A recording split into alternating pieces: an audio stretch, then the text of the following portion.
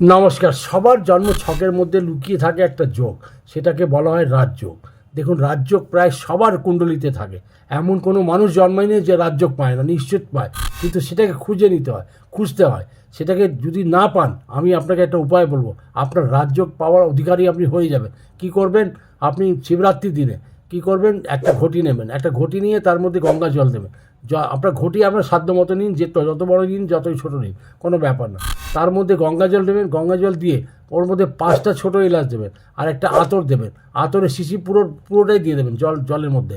মানে আতর যে আছে, যেমন হলো আতর হলো মোগরার, হলো চামেলির, হলো কিংবা গোলাপ ফুলের, হলো যে কোনো আতর আপনার কাছে পাচ্ছেন, আপনার অ্যাভেলেবেল রয়েছে, সেই আতরটা ঢেলে শিবলিঙ্গে ঢালবেন 16বার। একটা বারে 16বার করবেন। শ্রী শিবায় নমস্তভ্যাম 16বার মন্ত্র বলবেন তার সাথে সাথে। একবার ঢাললেন শ্রী শিবায় নমস্তভ্যাম, দ্বিতীয়বার ঢাললেন শ্রী শিবায় নমস্তভ্যাম। এটা আপনি 16বার বলবেন। 16বার পড়ার পর আপনি দেখুন যে আপনার রাজযোগ আপনি পাওয়ার যে অধিকারী হন কি না, সেই দিন থেকেই আপনার ভাগ্য উদয় হবে।